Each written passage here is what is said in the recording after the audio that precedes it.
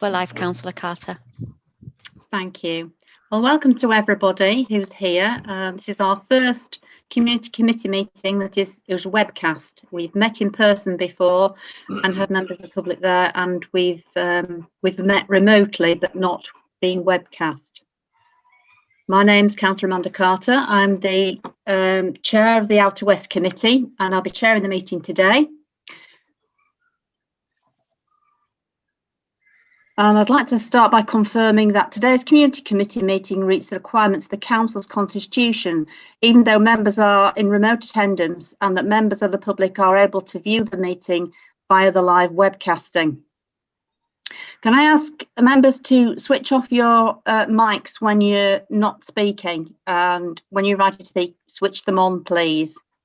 And just to make everybody aware, we do have a vice chairman in case my connection goes, which is Councillor David Blackburn. So if anything happens, Councillor Blackburn will take over. Can I invite everybody to introduce themselves? Councillor Andrew Carter is late, and I understand that Councillor Anne Blackburn is also at another meeting and will try to join us later. So start by introducing Councillor Peter Carlisle. Councillor Peter Carlisle, Cavling Farsley Ward. Thank you. Councillor David Blackburn.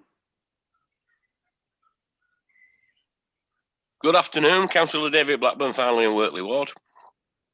Councillor Anne Forsyth. Good afternoon, Councillor Anne Forsyth, Farsley and Wortley Ward. Councillor Mark Harrison. Good afternoon.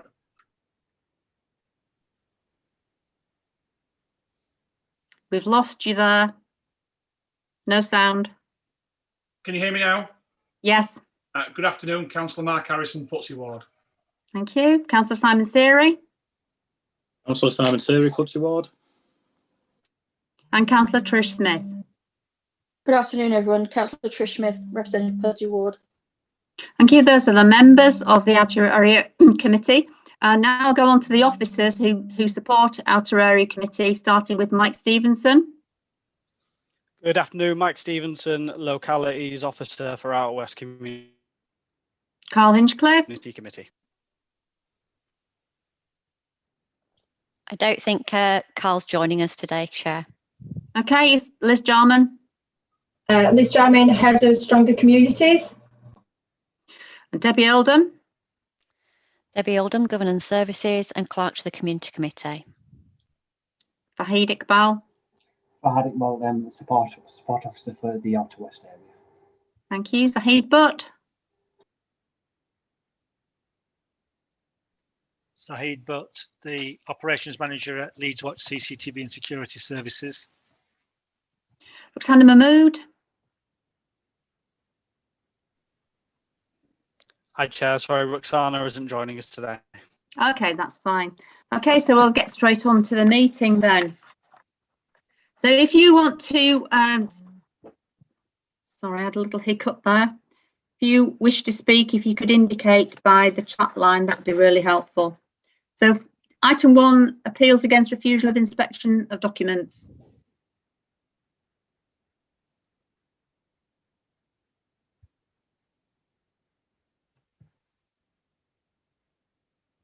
Can anybody hear me?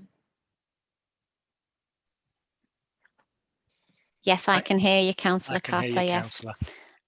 So shall I go through agenda items 1 to 6? Yes, please. Thank you. Agenda item 1, there are no appeals against refusal of inspection of documents. Agenda item 2, there are no exempt items. Item 3, there are no late items. Agenda item 4, could I ask members to declare any disclosable pecuniary interests? I'll take silence as there are none. Agenda item 5, there are no, we have apologies from Councillor Anne Blackburn, but as the Chair has already said, she is actually at another meeting and will be attending later. And that's also the same for Councillor Andrew Carter. So agenda item 6 is the open forum. On this occasion, we have received no submissions from the public for the open forum. Thank you, Chair. Thank you very much. Can we have a look at the minutes of the last meeting, please, and agree them?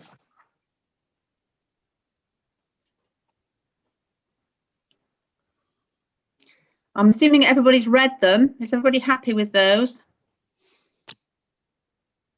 Yes, Yes, Chair. Silence is- Yes, happy with those. A different Everybody world, happy? though, isn't it? It is. It's a very different world for everybody. Are there any matters arising from that?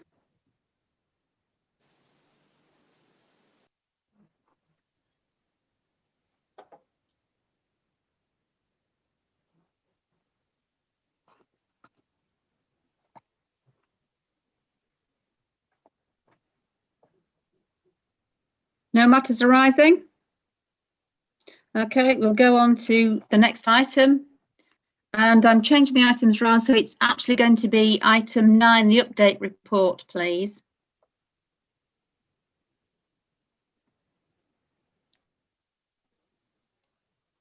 Thank you, Chair.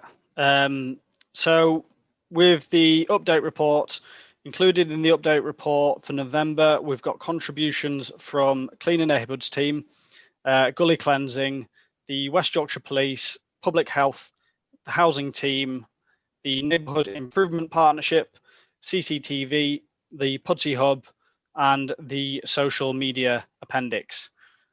So given the length of the update report, it was agreed with the Chair to take the report as read for the meeting, as with previous meetings. But as before, I'll just bring to attention a few highlights from within the report for the attention of the committee. So firstly, just to highlight, on page 4, paragraph 20, this is within the update from the West Yorkshire Police. This states that Police Sergeant Al Crook will be continuing in Outer West and will be taking over responsibility for Farnley and Wortley until the new year at least. He's recently been covering for Pudsey since March, and following the move of PS Alan Cullen to CID, he's been secured for Farnley and Wortley for the next few months, which is really good news for the area. The next thing I just wanted to highlight was a small section from the lengthier submission by Public Health, which is included just in light of the recent social restrictions and the return to lockdown status. So paragraph 37, which is on page 7, this again refers to some useful COVID-19 support and guidance that's been translated into 11 different languages. The inclusion in the report is just to encourage elected members and partners to share the information through any suitable networks that they've got, just to help the local community. The information is translated in both audio and translated subtitles for increased accessibility. And then the other thing I wanted to highlight from the update report relates again to the social media appendix, which has been circulated as a separate item. So what I wanted to state was that September's social media report showed that the last 6 months from March, the Outer West committee page has seen a healthy increase in followers during the pandemic period. At this point now, what I want to highlight is with this increased online audience, we've got a good opportunity to look at incorporating more relevant and varied content to help engage with the Outer West followers. So for example, for the last 2 months, September and October, we've blended a key theme to the posts that appear on the page each day.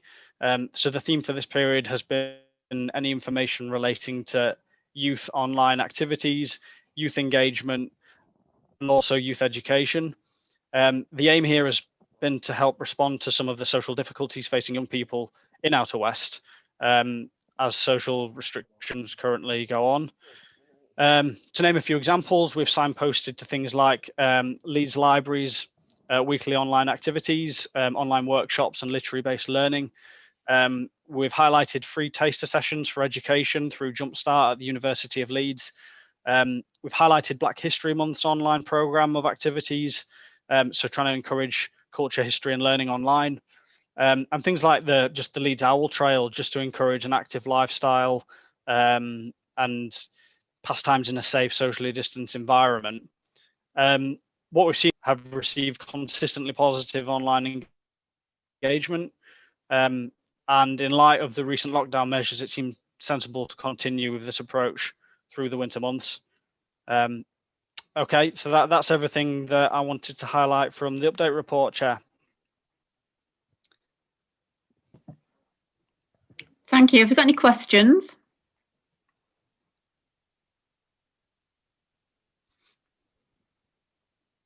You're all being very quiet. I've just got one question really, and it's relating to gullies.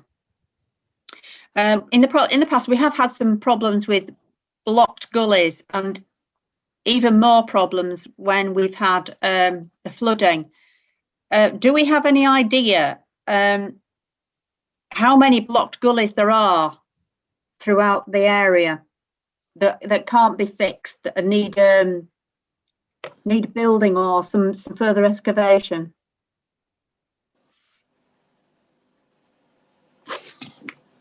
Yeah, can I just add as well, leaf clearing as well, that's causing a lot of issues with blocked gullies and the amount of silt that's going down these drains. I've seen a number of blocked gullies across the whole of the city, and I don't think the council is doing enough to clear leaves when they do drop, because potentially that causes localised flooding, you know, with the rain we've had.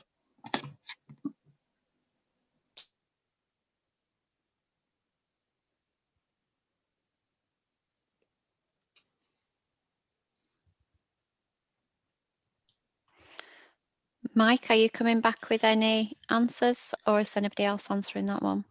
Yeah, so at the minute I don't have the figures on how many are blocked in the area that can't be fixed currently, Chair. But I'll go through to gully cleansing and get that information from them as soon as possible. And with regards to leaf clearing, I'll get in touch with Baz at Cleaner Neighbourhoods and just find out what their agenda is going forward for the next few weeks with regards to leaf clearing, because as you say, we don't want it to cause further damage to gullies or just be a hazard in the area either. So I'll reach out to those two partners and get some extra information for you. Thank you. Thank you. Any further comments, Simon? Just another one under the policing. Obviously, they've put a report in, and we've experienced a lot of quad bike issues in the valley. And it's, you know, it's a very detailed report from Inspector Gull. So thank them for their quick response, and hopefully by tackling, you know, that issue quite quickly, we can nip it in the bud. So that's it. Thank you. Any more comments on policing? Yeah, yes, Chair. If you don't mind, I did put my hand up. Sorry. It's regarding the Pudsey priorities. So one of the priorities is regarding the antisocial driving and offences related to the fatal four. I wondered if we could have a little bit more understanding of what the fatal four is, please. Hi, Councillor Smith. I believe it's driving under influence of alcohol, driving under influence of drugs, speeding, and I think it's not wearing a seatbelt. But I'll double check those and get that information through to you. I believe that's the key four that the police focus on as a priority for Pudsey, but I'll double check that information and let you know. Thank you. That would be useful. Amanda, can I come in, please? Yes, you can. Sorry, I've got the hand things now. Have you got it on? Just coming back to what Simon was talking about with leaves. I mean, the important thing with leaves is you get the leaves before they get wet, because the machine they used to pick them up don't pick them up very well when they're wet, and they just finish up washing down grates. But the other thing is, I would be really interested to find out how many collapsed gullies we have. I know at the last two annual meetings, I've put, not annual meetings, but budget meetings, I put an amendment to put some capital money in to that. And I am told by officers, senior officers, that there are no collapsed gullies. Well, quite honestly, I know about one at end of my street, and there's one at Armley Gyratery I know about. And that's just two I honestly know about, because people who work for highways have told me that's what's the problem. So if we can get some honesty and some truth about where they're collapsed, and then maybe we can get some resources to them. Yeah, that is a good point, David. I mean, I just don't believe that there are no collapsed gullies, because you see them all over, and they're not easy to fix, which is probably why they don't want to do it. But they have to be fixed nevertheless, otherwise we're still going to have flooding issues, and it's no good putting our heads in the sand and saying, well, we don't have any, because clearly there are. With the increasing flooding, I don't know about anybody else, but we've had some issues with Yorkshire Water's capability to take the water that's actually going through the drains at the moment. And I know for a start they've pulled out a bike at Dawson's Corner and a plank of wood and numerous bits of building blocks. Now, I don't know how big these channels are, but I suspect they are quite big. I think we need to talk to our drainage department and ask them to coordinate with Yorkshire Water to find out exactly what the position is. Because if we are at the stage where Yorkshire Water's drains can't take any more, then we need to know about it. And, you know, why are they not coming up at planning and saying, look, there is an issue here, because they always nod it all through. There's an issue here and we don't have enough capability. So I think we need to flag that up. Anybody else got any more comments on that? David, you got a hand up. You want to speak again? You're on mute. I forgot to turn it off. Oh, that's all right. I'd also like to just thank the police and the emergency services for the hard work they've done throughout the bonfire period. And the bonfire period is no longer Mischief Night and Bonfire Night, is it? It goes on now for, well, sometimes weeks. In our area, we've not had as many call-outs as in other areas. However, that's not to say that we haven't had some. And it's not really related to bonfire and fireworks. It's really antisocial behaviour. In some parts of the city, taxis and emergency service vehicles have been targeted and had stones thrown at them. And I know that they're looking at to see what kind of work they can do to try to stop this kind of behaviour. But we do get patches of it throughout our wards here in the Outer West. And our police have to work extremely hard, and the neighbourhood policing team have been involved in that. And I'd like to say a big thank you to them in particular.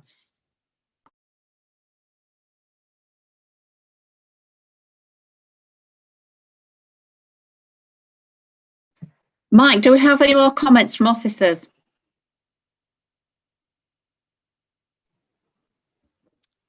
Hi, Chair. No specific comments about the update report. We've got Zahid Butt and Neil Platts on the call from Leeds Watch and CT, as well as 20 questions from councillors, which was following on from the update report on the agenda. Thank you, Mike. They did ask if they could come to the next meeting in February, but I asked them to come to this meeting. I know that they're doing some ongoing work with Leeds Watch and making some plans. However, we have had issues with not getting reports back, and I thought it important that they came to see members to tell members what they were planning to do and give members a chance to question. So could I ask Mr. Butt to come in there? Thank you, Chair. Good afternoon, members. Just to kind of provide a brief overview of the work that we're doing over the coming months around CCTV and Leeds Watch Security Services. So we're going through a review that's effectively aiming to look at modernising our government, our section and services, to look at the how we're configured, to look at the systems and the processes that we use, and the services that we provide. Part of that, as you mentioned, Chair, was in relation to a regular ongoing report that members used to receive previously in relation to CCTV. We are looking to have a conversation with members to look at what information we can provide going forward, and what information would be useful for members. We've got a taste of that on the agenda today in the area update report at page 15, where Neil's team has provided some information around the cameras that are in the area, and some information about some of the incidents that we've captured in relation to those cameras. One of the ongoing issues that we have in relation to CCTV is the deterrent factor, and how we measure that is a real challenge for us, because how do you measure something that you've stopped, that that someone has thought twice because of CCTV in the area about committing an offence or contributing to antisocial behaviour and those kinds of issues. That's an ongoing challenge for us, and one that we are looking at how we can measure the impact and effectiveness of those cameras. We are looking at, or aiming to look at, providing some information on a regular basis. We would prefer that through the committees, but that conversation will help steer that and what that might look like. And one of the thoughts are around a regular ongoing report similar to the one that we've presented today, to members and attending as we have today, to answer any questions that members may have on an ongoing basis and a regular basis. We are also looking at how we engage with members and on an ongoing basis. So for example, looking at introducing a process where we can capture any concerns that members and their communities have in relation to concerns where we have CCTV, and how we can then feed that into the service so that we can contribute to tackling those issues in a more focused way. We do contribute quite heavily to investigations that the police do, and these are captured after the events. They're not captured and contained within the live incidents that are contained within the report that Neil's team has produced. But it is a significant piece of ongoing work that we do with the police, where when incidents are reported to the police from members of the public, from yourselves, and there's a CCTV camera in the vicinity, we'll receive a report from the police to check for footage within a period of time to see whether we've captured that evidence, and we contribute to those investigations through those means. In terms of the services that we provide, we are a service where there's lots of things that are probably hidden away. So the obvious one in terms of the services that we provide is CCTV. So we've got about 300 public space cameras that we manage. We also manage on behalf of housing about 700 tower block cameras, and that numbers continues to increase as the CCTV program that's been delivered in housing continues. We also manage on behalf of West Yorkshire Combined Authority CCTV at all the bus stations, and I meet with West Yorkshire Combined Authority on a monthly basis to look at all of those kinds of incidents. We've also got a outside service, a patrol service, response officers that will lock cemeteries and parks, that will provide proactive patrols, that will respond to alarms at council buildings, and we also keyhold for a number of premises across the city. We also provide the patrols at tower blocks, and again that's directed through housing, and we manage the out of hours noise service, and that's made up of 4 officers that will attend noise calls, so we receive noise calls as well. We also take out of hours noise, out of hours repair and noise calls for the city, and we also manage the lifts. So when someone's stuck in the lift in a multi-story block, that comes through to us, and we manage that. And then finally, we also manage the CVAS controlled entry system into the city centre. And we work with city centre management around that and protecting the city centre. So we raise the bollards and lower the bollards as visitors arrive in the city centre, protecting it. So all of those services are within the scope of the review, and we are at the start of the process in relation to that, with the review aiming to be implemented in and around the end of March, beginning of April, into the new financial year. So within that scope, we are looking at, as I said, at modernising the service. So give you an example in relation to that, our response officers are very much pen and paper orientated in terms of their patrol plans and the work that they do. And we're looking to modernise that and provide them with tablets, for example, that has GPS and all the work on the tablet. So that will reduce the need for that paperwork. We've also, at the moment, we've got 5 teams that deliver our service, 5 shift teams, and that is delivered across the 24/7 period time frame.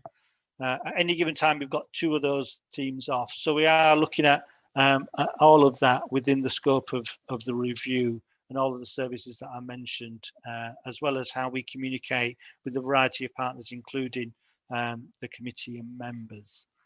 I'm not sure if Neil's got anything further to add in relation to his report, but I'll provide Neil with the opportunity in relation to that before I take any questions, members, if that's okay, Chair. Yes, that's fine. Go ahead. Hi, Chair. Nothing really to add. You'd stole my thunder, Zaid, really. Just apologies initially on the report title. It's entitled Q3, but it's actually a typo on my part. Apologies that it's Q2, which the information contained within the report is actually for Q2, July to September 2020. Yeah, no more further to add, really. Zaid covered it all. Okay, thank you. Questions, Councillor Blackburn. Thank you, Chair. Firstly, I know we can't do this now, but some time ago, before coronavirus reared its head, Councillor Ann Blackburn, myself, and the then other Farsley Wortley councillor went to Middleton, where the all the cameras were, and actually it was quite an eye opener. I think, if I'm right in saying, you were moving from Middleton. I don't know if you have moved from Middleton, but you were moving from Middleton. But I would suggest to any member, wherever you might be sighted now, that it is an experience you want to have a look at. But obviously we can't do it at the moment because of coronavirus. But when things go back to normal, if they ever do, I strongly advise that. The other thing is on evidence of whether cameras are working. Because quite clearly, if you've got cameras there, it's a deterrent. It is. And in the areas where we've got them, where we used to get lots of trouble, we don't get as much trouble. But that doesn't mean we have the perpetrators are causing trouble somewhere, and it's out of the sight of the cameras. And I think cameras on their own are not the answer. What you've got to do is you've got to have everything tied up together. And I think sometimes we don't tie everything up together. I mean, for instance, we have the cameras at Butterball shops. There's still an hotspot round the back of those shops where the flats are, and around the back of St Wilfrid's Church, where you can't see anything from the cameras. As I say, you still got to police it properly, but basically you can move people on with cameras, but you're not necessarily solving it.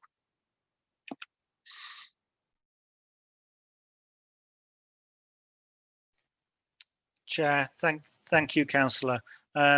We have every intention of resuming visits to the control room once we are able to. At the moment, we're not taking any visitors and keeping our internal visitors to an absolute minimum in relation to, for example, our colleagues from that come in to repair various items in the control room. So it is a challenge at the moment, but as soon as we're out of these current difficult times, then absolutely we'll be inviting members to come back in and have a look at what we do and how we do it, and feel free to ask any questions, etc. At that time. At any given time, Councillor, we do a daily operational meeting in the service where we look at certain kind of key pieces of performance, and one of them is the repair of our cameras, and at the moment we're operating at around about 98 and 97, 98% operational capacity, so that at any given time there's only a few cameras that are not working, that might be waiting for repairs, for parts, etc. But we do keep a daily eye on that and make sure that we address any cameras that are not working. Thank you. Are there any more comments or questions? I can't see anybody's hands up. Simon Seary, yes. Yeah, sorry, just a quick one. Obviously, with the recent terrorism threat that's increased, have you seen your workload increased? Have you had any extra resource put in there to monitor these cameras? Obviously, we got the opportunity last year to attend, myself and Councillor Trish Smith, and it was eye-opening to see, you know, what was there. But I just wondered if you had any more extra resources put in to support that. We haven't got any additional resources, but I will say that the resources that we have are quite capable to the job that we've been tasked with. We haven't seen any increase in relation to the threat level being raised, but obviously during the last week or so with Mischief Night, Bonfire Night, we have had a very, very busy period. We've been in regular contact with West Yorkshire Police. We had a bonfire plan that was put into place, and so we've resourced that and addressed any of the issues that we need to, and any of the incidents that have come out. We've got a number of requests that have come through from West Yorkshire Police that we're currently tackling and dealing with. Thank you. Thank you. Anybody else? Trish? Thank you, Chair. So again, I'm kind of following on from what you just said in terms of your ever increasing workload, and I just wondered. You say you haven't, your resource is adequate at the moment. Have you future-proofed that resource at all? I know the councillor currently looking at making various cuts across the different services, but if they're increasing your workload, how will that impact on your ability to monitor the number of cameras that you will have to monitor? Obviously, we're very concerned with ASB and things like that, but that's only a very small proportion of what you actually do. So I just wanted to make sure, has that discussion taken place, please? Thank you, Chair. Just in relation to the information I provided around the review, the aim of the review is to help us manage that workload that we have, and aim to give us more bang for the buck that we've got now in terms of how we configured, so how we use technology, and making sure that our processes are right. So we've, at the moment, for example, we've got a development team that's working with us to look at our processes, to look at the training that we provide our officers, and to help us look at how our structure's configured. So all of that, that's the aim of the review, is to make sure that we're fit for purpose and that we modernise where we need to around that. There's technology around that will help us do that in relation to CCTV. So, for example, we're currently trialling a program that will run on the tower block, the multi-story camera system. So it will only show us cameras where there's movement. So technology is helping us actually meet that challenge that we have about what we do and how we support our colleagues, such as the police and antisocial behaviour and other teams. Excellent, thank you. Just one more quick one, sorry, Chair. When Councillor Seary and I did visit you, and it was a very, very enlightening visit, and thank you to you and the team for all you've done and continue to do. There was a mention of movable cameras. So, like we would have it in a position for a period of time and then it would move. Are they still something that you're considering, please?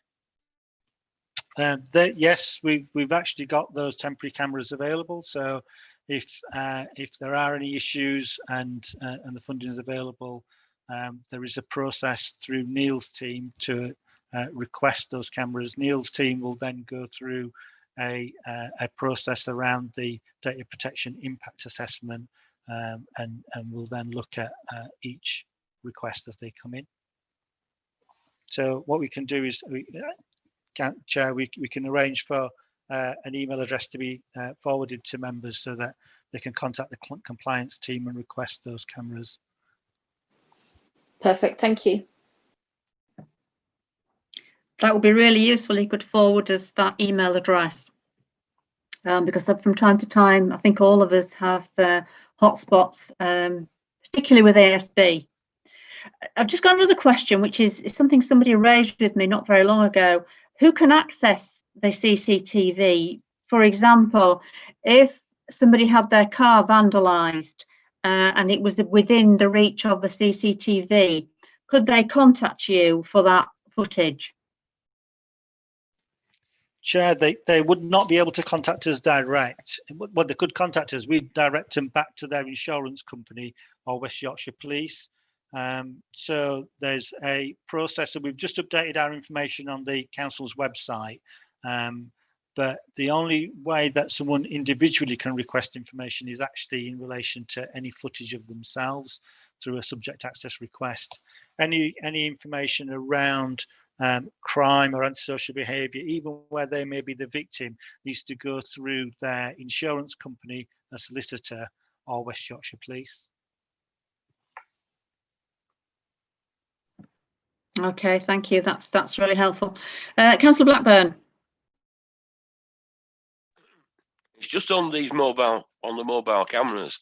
The Environment Department used to have some, and still have some movable cameras, which unfortunately on one area where we used to get a lot of tipping, it did catch somebody tipping and we did prosecute somebody. But unfortunately, one of the times we put it there, it was stolen. What procedures have you got? I mean, how secure are the ones that you're doing? Because quite clearly, if they can be stolen or if they can be disconnected, clearly they're not a lot of use. Thank you, Chair. Our cameras are actually plugged into lampposts, so they're quite high up. They're very similar in terms of security to our existing cameras. So so they're well out of reach in relation to being stolen.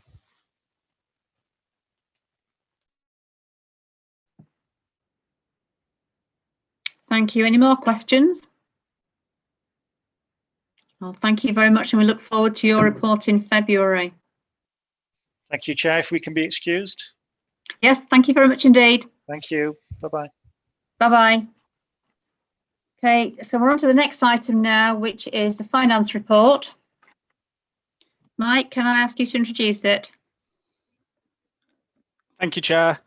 So the finance report for November 2020 includes the following. We've got an update on the budget positions for each funding pot. We have an update on the position statements for projects that have been previously approved in light of the changing COVID situation. We have in total 3 applications to be brought to the committee.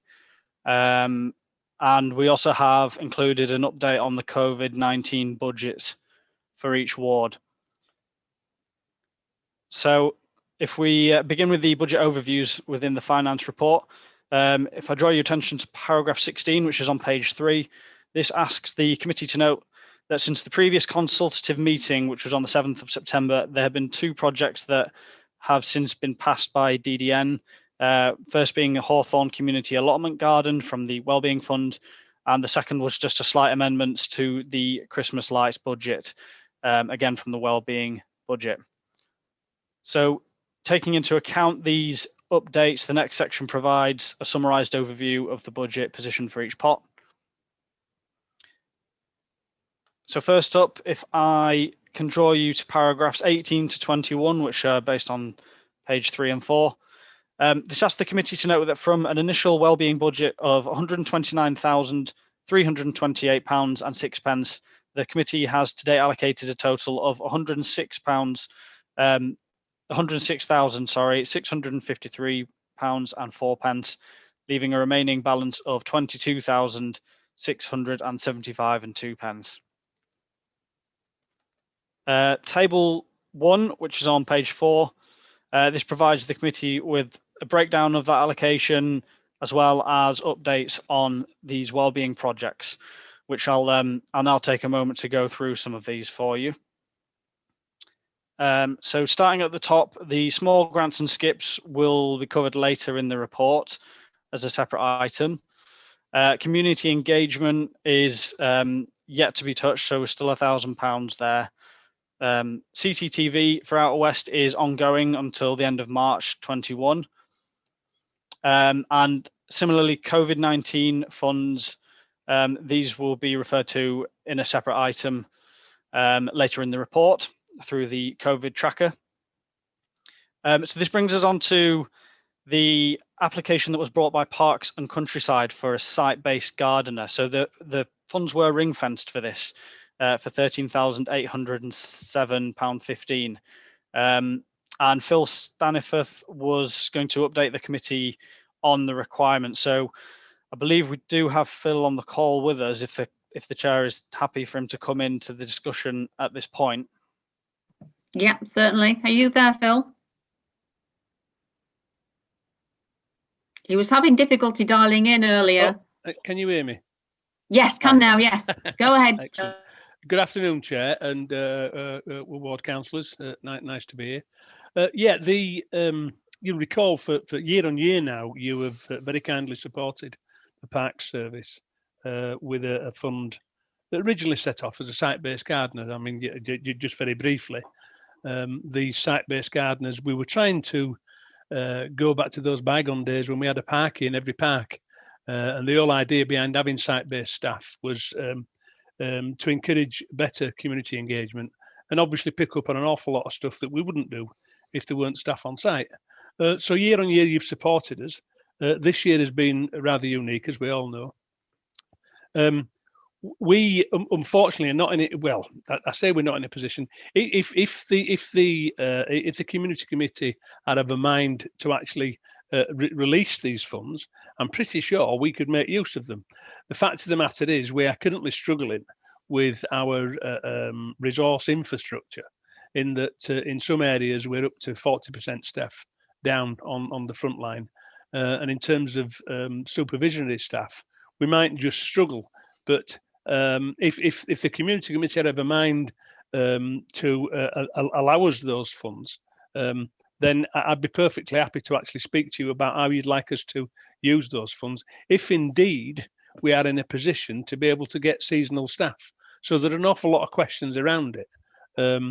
But if it's a no-go, then I would certainly like to have your permission to actually resubmit the application prior to April next year.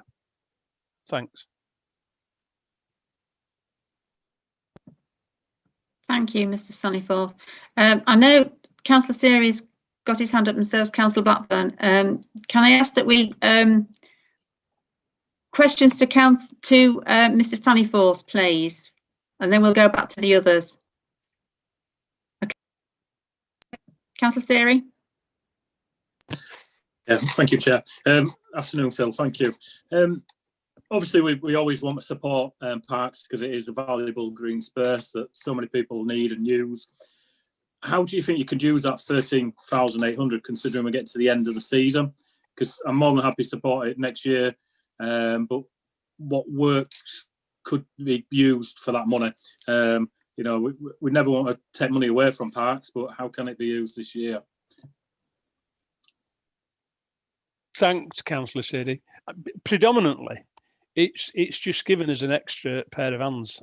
I'll be perfectly frank. Clearly, there are not the same number of tasks in the winter, well, rather the tasks are slightly different in the winter compared to when we're in the growing season. I'd have to speak to operational colleagues as to how best they'd actually use those, because you'll recall that the application was for one site-based gardener for 6 months, working between Tyersall and New Farnley. So you know, we can be flexible. We can actually use it a different way. And I'm pretty sure that we can always make use of an extra pair of hands. But and I can come up with all sorts of quite menial tasks, to be perfectly honest with you, whereby this extra resource could be utilised. But I would prefer to be led by members on this occasion. But if not, as I say, perfectly happy to actually resubmit it prior to April next year. Okay. Chair, thank you. Let's come back on that, Simon. Are you all right with that? Yeah, it's just making sure we get value for money. I appreciate parks will be under some financial strains, and I don't want to see this money just disappear. I want to see some value for it. I hope you understand where I'm coming from. Because it is, green spaces are valuable, and if we've got a plan where this is going to be used for, brilliant. And next year I want you to submit again, and I hope we can support the application. We will support the application next year. Thank you. Thank you, Councillor Seary. Councillor Blackburn. Thanks, Chair. Firstly, I'd go along with that. I'm very supportive that we support the two parks, and that we get the site-based gardens back into both of them. So I would say, yeah, resubmit it next year, and hopefully we can move forward. But I have got some concerns regarding the ongoing situation with this, Phil. The fact is there's still work having to be done on those parks. Councillor Ann Blackburn actually raised this, and we got some work done on New Farsley Park. But the thing is I don't see, when you talk about that it won't be possible to do this. I've got to say I'm a bit concerned about that, because the fact is you're going to even be more stretched next year when we have to put in cuts because of what the situation we are with coronavirus, and with less people working for us. So I want some indication back to you, a bit more detailed, of why we can't do it now. Thank you, Councillor Blackburn. The real issue for me, Councillor Blackburn, or for the service, is actually employing additional staff in a timely manner that will actually make it worthwhile. There is an awful lot of work that staff can do. There's no doubt about that, and I'm sure members would agree with that. My real concern is actually getting people in place in a timely manner and actually making it worthwhile. That's my real concern. Now, if once again, if the committee are of a mind to actually support that, I'm perfectly happy to go away and just actually look at the detail of that and see whether we would be in a position to actually get somebody set on within, shall we say, 4 weeks. I mean, sometimes these processes, as I'm sure I don't have to remind you, actually take quite some time just to actually put in place. And that's my dilemma, Councillor. But if you are saying go away and look into that, Phil, and come back to me, I would be perfectly happy to do that. I'm not necessarily saying that, Phil. What I'm saying is I want some reason why we haven't been able to do it during this summer, because quite honestly, most of the things that relate to COVID don't necessarily relate to that when you're gardening, so I want to know why we haven't been able to do that. Yet when one of us has asked for some work done, we've got it done. When edges were hanging over paths and stuff like that, we've been able to get it done. You have to excuse my telephone. That's what the strange noise is in the background.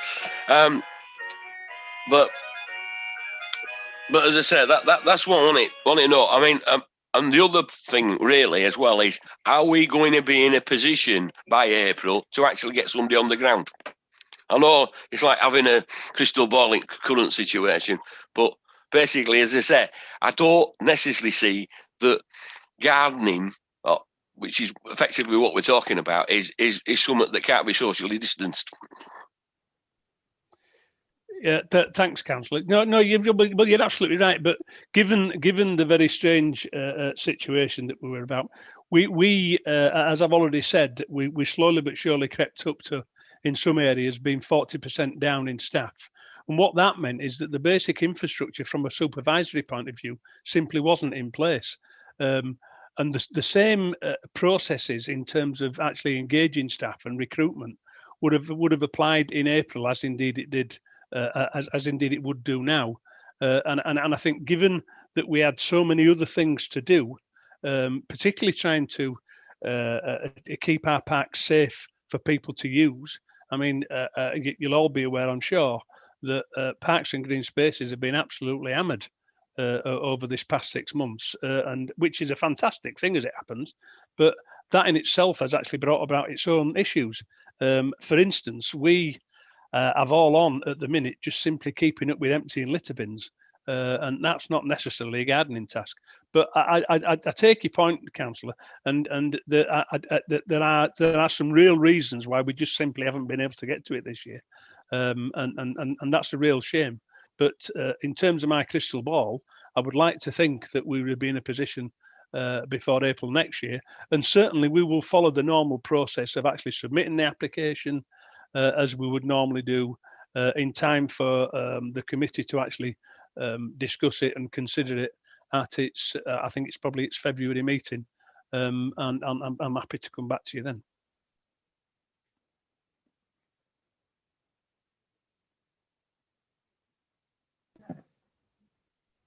I'm happy with answer. Okay, thank you. Councillor Smith. Thank you, Chair. So Phil, thanks very much, and thanks to your team for everything you've done. I know you've been under tremendous pressure. So this money is for a site-based gardener between 2 sites for 6 months. We're obviously going into the low or non-growing season, so it would now be more maintenance tasks that would be needed. You say that you don't have a member of staff to actually allocate at this time, so you would need to employ somebody specifically for it. So I think my question really is, how much of this money do you need, and do you have a list? You know, could you offer us a list of tasks that they would be doing, really, for the sake of I want a better explanation. Just so that we've got an idea really of how much money we need to release and what they will be doing. As Councillor Siri says, we want to support you. We want the parks looking their absolute best all year round. Offering a member of staff to be seen in the parks would probably offer the community some kind of normality. It would certainly help your team to prepare for 2021 and beyond. But I think we need a better understanding of how much you need and what you need it for, please.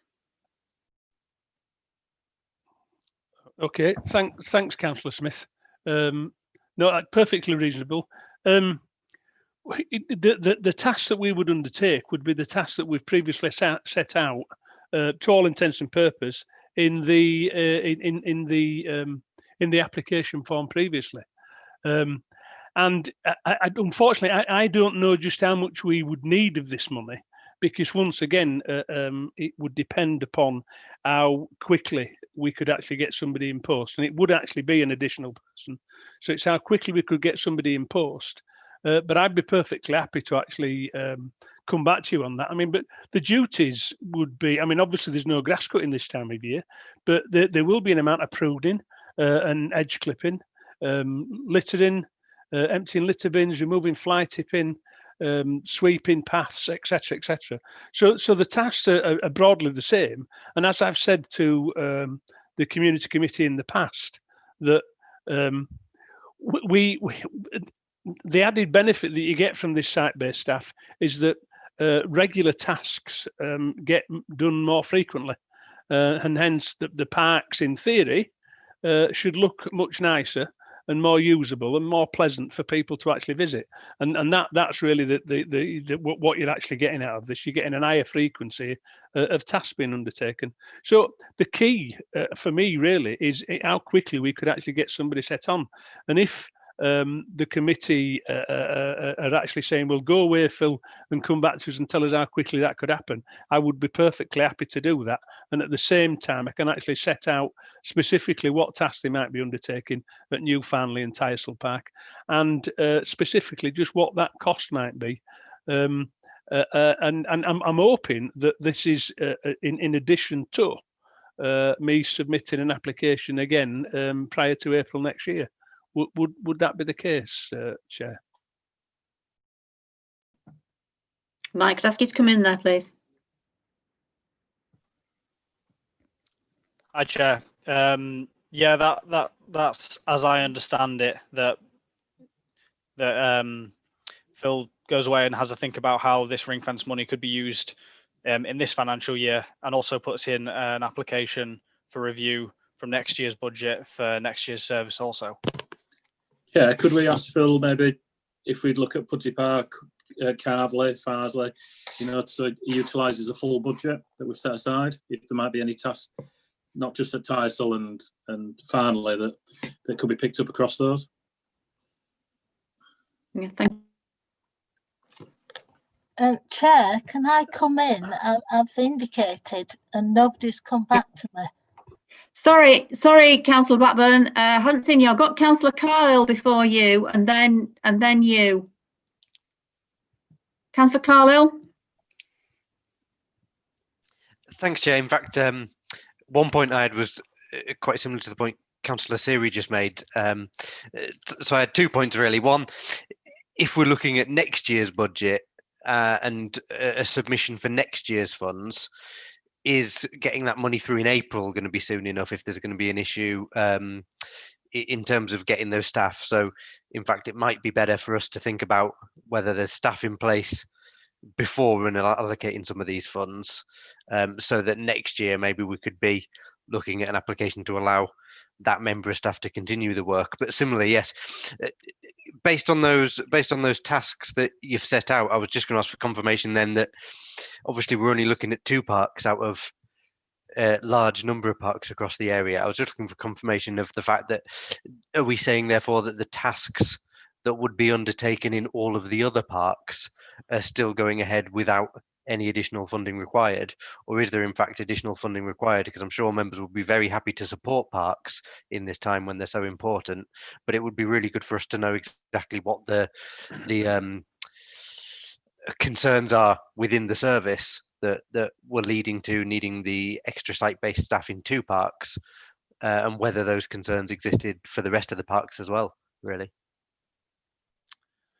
Shall I come back, Chair? Yes, please, Mr.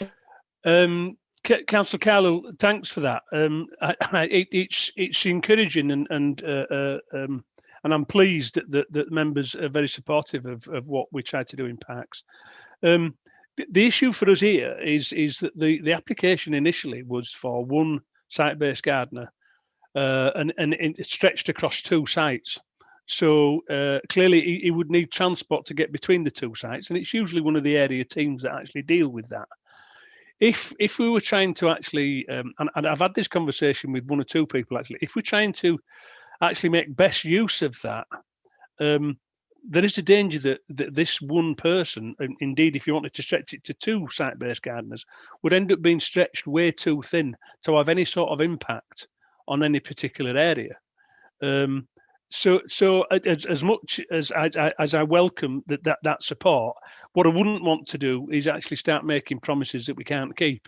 We are talking about 1 person, and that person in years gone by, and certainly in the application that we submitted earlier, would be deployed half of the week, or possibly 1 week at Tyersall and the alternate week at New Farsley. And basically it meant that the park just looked that much tidier, i.e. if there weren't a site-based gardener, we might empty the litter bins a couple of times a week, 3 times a week. If there's a site-based gardener there, they might get emptied every day. It's just those. It's just a little bit of polish on the top of the service is what we're looking for. So in answer to your question about actually spreading that across several parks, I would love to, but you know, unfortunately, inevitably, there will be a cost to that, because you can only actually stretch one person without that infrastructure behind them to become. If you're looking for somebody to become effectively peripatetic and going around all sorts of different parks, the impact is much less, and I'm not sure that you would see that as value for money.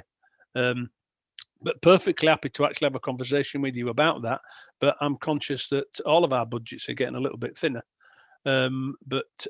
If for the time being you'd like me to go away and just see how quickly we can actually get a person set on in time for winter, then I'd be perfectly happy to do that. Does that answer your question, Councillor Hello? It does in a way. I guess there's two ways of looking at it really. One is how soon could we get someone to do that particular task in those two parks? But I guess it's the wider question that I'm seeking. Obviously, this is for two parks to add that extra service for those two parks. I'm just wondering whether the parks that we're not including this, are we saying that extra service is already there and able to be done by park service? Because obviously parks are very important to people at the moment. We want to support all our parks equally for everyone that's using them. So I guess there's a question of, are we looking at just what you do with this one pot of money, or is there a question more of what would our parks need in order to keep them looking at their best all the time, and having a bit more of an understanding of that I think might be useful to members. Okay, Councillor Carlin. I think when we first started with the concept of actually trying to get the parky, in inverted commas, back in all of our parks, we made applications citywide for many thousands of pounds, because, as I say, the whole idea was to actually get where our parks. I mean, clearly there are some parks where we have a depot and where the area teams base themselves. There are many parks, and far more many parks, that don't have staff that are actually always on site.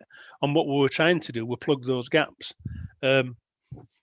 Over the years, you know, the amount of money that the community committee have had to actually support parks and that frontline resource has dwindled. But nonetheless, in the Outer West, you've always been very supportive of us.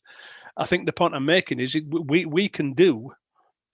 We can have an higher frequency of maintenance across all of our parks if we add the staff.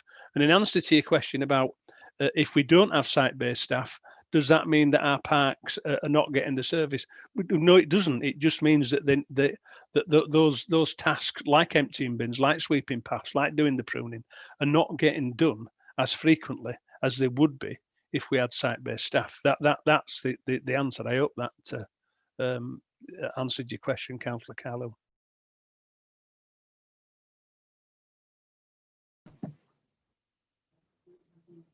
You happy with that, Councillor Carlo? Thanks, Jay. Yeah, I think move on to the next question. Thanks. Councillor Blackburn. Yes, thank you, Chair. I'm supportive of us continuing, as we did previously, to have a site-based gardener split between New Farmley Park and Tyersall Park. This was decided at community committee some years ago, and I appreciate Councillor Carlo wasn't around then. There's quite a few new councillors were. But it worked out very well in New Farmley, and as far as I know, it did in Tyersall as well. But, and I want to see it continued, because, as has been stated, we do need to see that our parks are kept in a decent state.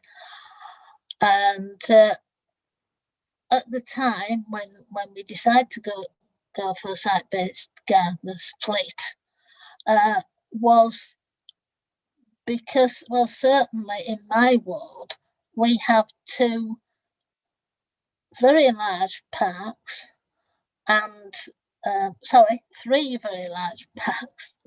Well, 2 are parks and 1's a wreck, but for argument's sake, they're all 3 are parks. Very large. This one in Newfoundland is small, but it's very well used because it's in the middle of the community. And so, yes, we do want to have it kept up to, and yes, the site-based gardeners work very well. I'm very concerned that we haven't been able to find somebody to continue with this, because we've had the money there, and Phil says he's had a problem getting gardeners. He'd have to employ somebody. All I would say, as far as I'm concerned, is that we want it kept on. I appreciate what Phil says. It wouldn't work if we did it for all the parks, because the poor person, whoever was doing it, I think they'll be giving the notice in by the end of the week, because there's so many of them. You just couldn't do it. One person to cover 2 parks is really what we wanted and what we want to continue with. And I would ask Phil, from my point of view, I'd like to see him look at employing somebody so that we can continue, not wait till you're putting for some more funding. It's got to be something that's looked at now, and let's get on with it. I shouldn't, when Councillor David Blackburn mentioned about just cutting back hedges, I shouldn't have had somebody coming to me who goes on the park saying to me, well, other places have had this done. He'd been to other places in Leeds. How come it hasn't been done there? And I do appreciate when I asked for it doing, it was done. For, if I hadn't, presumably it wouldn't be. So let's get on. Let's get this gardener. Let's get a gardener, and let's have them do the very brilliant work that they did when we had one before. Sorry, I went on a bit, Chair, but there we are. That's it. Well, thank you, Councillor Blackburn. That was well put, because I agree with you. I think they do a brilliant job, and let's get our parks looking good. I've still got a number of people who are wanting to speak. So, Councillor Siri, then Councillor Blackburn, then Councillor Trish Smith. Apologies, I forgot to put my hand down.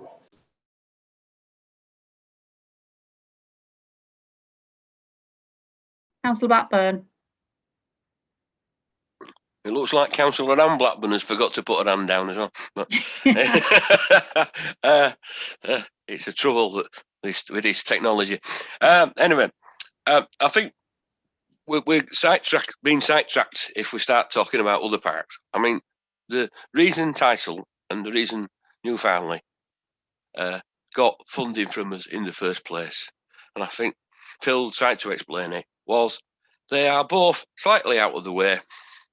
They both didn't get the services that Western Flats and Budsey Park and Queen's Park and whatever in rest of 3 wards got. And they looked a bit tatty. And there were also, I think, in Tysel, particular things in that Tysel's very much out of the way from the rest of Leeds, really. And it was doing the right thing. And that's what the site-based gardeners were, to get 2 of the small parks up to some kind of standard, like as larger ones. To my way of thinking, if you start spreading that around across, I mean, as I say, Western Flats, Farsley, all, you could spend that money on them, in a few weeks. That should be coming out of central budget and anything else they can get from anywhere else. But not out of this pot. This pot specifically for Farsley and for Tysel, for Newfoundland and Tysel, and I think it should stop that way. Whether we do something in winter or start next summer. Thank you, Councillor Blackburn. Councillor Trish Smith. Thanks, Chair. I'm very supportive, having heard all the arguments and all Phil's explanations, and personally, I believe we should give him the authorisation to hire somebody to do this work and really set us on a good foot for 2021 in those two parks. I don't think it should spread any thinner. It will just disappear and nothing will get done. It won't make any impact at all. So that's my thoughts. Thank you. Is there anybody else who wants to comment? Councillor Blackburn, have you still got your hand up, or do you want to speak again? No, I don't want to speak it. I'm doing it now. Okay. Have we got an agreement on that? Councillor Smith has put a proposal forward that you just get on with it and do it, or do you want some more information back?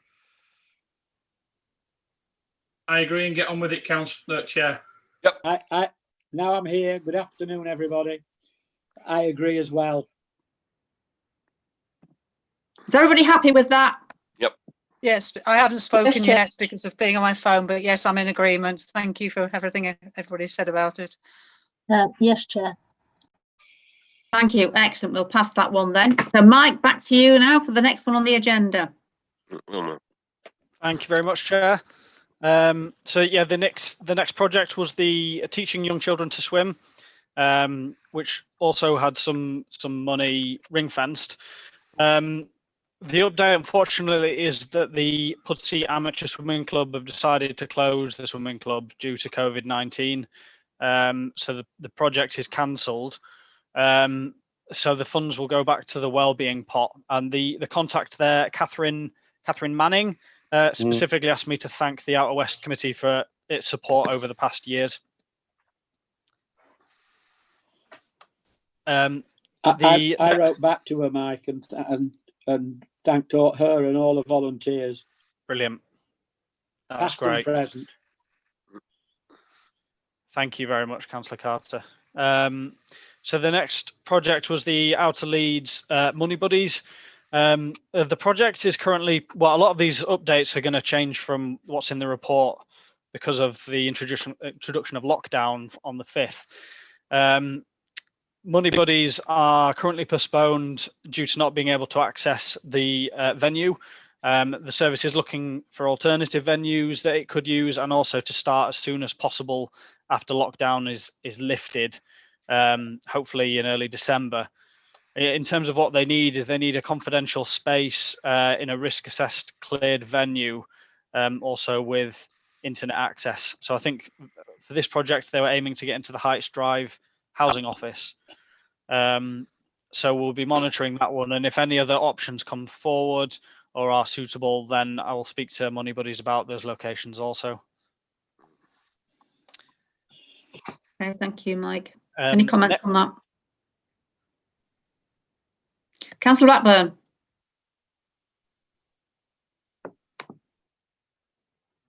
Wrong again. Can you hear me? Yeah. Yep. Yeah, can you hear me? Right. Okay. We can hear you. Yeah, just on that. Basically, can we make sure we keep behind it and keep with them and help them, and as I say, involve local members as well in Farsley and Wortley about getting somewhere to do it? Because quite honestly, I can appreciate why they can't do it now for obvious reasons, but the fact is we are going to need people like that advising our constituents on what to do, because lots of our constituents are in serious, going to be in serious financial troubles by the time this period ends. So we need someone on the ground so where they can go. Thank you, Councillor Blackburn. I'll pick that up with you and Councillor Blackburn and Councillor Forsyth outside the meeting and see if we can get some ideas together for them, and then I'll speak to Money Buddies and see if we can, as you say, find another location for them in the area. Thank you, Mike. Next one, please. Okay. So next is the. Sorry, Chair, I wanted to come in there just to say that they used to operate from Heights Housing Office. Heights Housing Office wanted to, well, put it through that they would just have staff there and they didn't want them to operate from there any longer. So the situation is, it's all these boxes that we have to tick about having a separate room, does he have separate entry? There was lots of different things. And also, would there be some spare money there if they had to pay for the venue? And that's something, because it's just difficult getting all the boxes ticked in the 2 community centres without, I think, paying for some rent. And also the fact of where's covered with internet access. So really, we've had a problem since Heights Housing Office. Okay, they're closed for COVID, but before then, they made it clear that they wanted us to find somewhere else for them to operate from. So yes, we need to keep on working with that. But I just would like to know how we'd stand.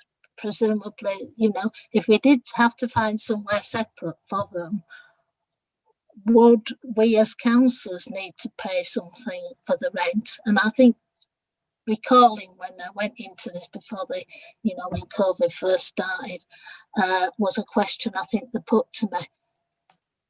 Because it's not just a simple matter of where can you operate from. They've got to have internet access. They've got to have a phone as well, a private phone. One of my community centres does have the spare room and does have the internet access, but they wanted their own phone and they couldn't do that. So, as I said, it's a bit difficult. So can you tell me, would there be some spare money within that budget to pay for somewhere else? Because we want them back, we need them back. But as I said, we need to tick all the boxes as well. Oh, the other thing is they've got to have somebody there, if it is a community centre, while they're there. So it depends on what. Our community centres are run by volunteers, and so it's just all the boxes that we have to tick to get them somewhere else. That's rather difficult, but we'll do it. But as I said, if we need to rent somewhere, is the spare money there, please? Thank you.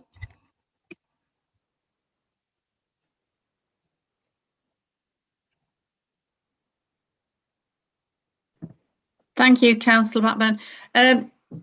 Mike, can you, you may not be able to answer all of that, perhaps you could look into that or answer some of Councillor Blackburn's questions now. Thank you, Chair. Yeah, considering the issue of rent for somewhere else,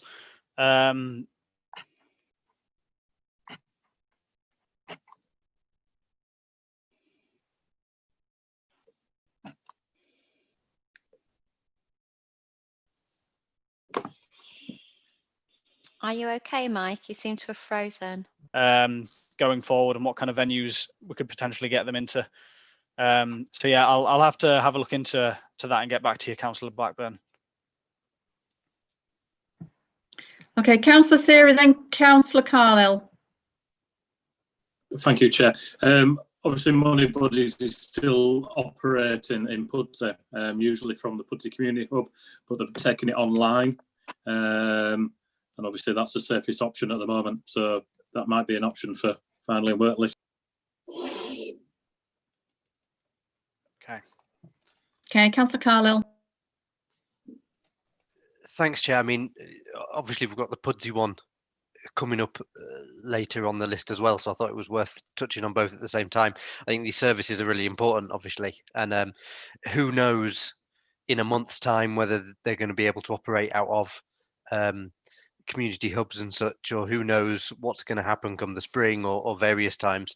So I think it would be really useful for a conversation to happen with the Money Buddies teams across both of those areas, really, to see what plans they have in place to make sure that there's still a service accessible by as many people as possible who are going to need it. Obviously, those people who may need it most may be the people who struggle to access it online, or may be able to access it over the phone, we don't know. But really, to make sure that as guidance changes and as the situation we're in changes, that those people who are in desperate need are able to access this. And I think, I mean, we had similar thoughts of various other projects, didn't we, such as the youth funding and such, making sure that we are able to offer something, and that planning has gone into what is able to be operating in the area under whatever we end up being in a month's time, whatever we may end up being in at some time next year, because I don't think any of us could say we know when we're going to return to a kind of normal for this kind of service. Thank you, Councillor Carlhill. Okay, Mike, have you got any more to say on that, please? Just that, yeah, that makes sense, and I think I'll have a conversation with Money Buddies following this meeting and see what ideas and input I can get from Salim, and I'll come back to the councillors with an update. Thank you. To the next item then, Mike. So next item is, well, the next 4 items are the 4 Christmas lights, which are all ongoing with Leeds lights. I think preparations are coming along nicely for the lights going on in the next couple of weeks. So I don't think there's anything that else needs to be said about the Christmas lights. The next project is the Rehoboth Burial Ground, Friends of Farsley. This project is completed successfully, and we've received all the monitoring, so that's a project that has completed. The next one is the Moravian Museum Full Neck Settlement Community Information sorry, Panel. Chair, can I interject on the Rehoboth? You might want to know, everybody, that they've been successful in a national lottery application. So they'll be doing some more, even more extensive stuff down there. It'll be well worth visiting in another 12 months' time. I doubt they'll need a grant from us either next year. But they're doing a splendid job. They certainly are. Okay, thank you, Councillor Carter. Mike, can continue. Yeah, thank you. That's great news. Yeah, Moravian Museum. So the latest from David Keithley is that the project is unable to commence currently due to COVID. They're trying as much as they can to get it moving forward as soon as possible. And David said that he will keep the committee and myself updated as soon as they've got progress. So that's just one that I'll keep in contact with David Keithley on. Tyersall Youth Club CCTV. So recent conversations with the installation team, they were aiming to get the project complete by the end of November. This completion date may be impacted by lockdown, and I've asked to be kept updated with progress. What the installation team have just come through on £90 to cover required PPE to complete the work, things like cleaning materials, screens, masks, gloves, which they've asked to go to the committee. So that would be an additional 90 on top of the £922.81 that's been previously approved.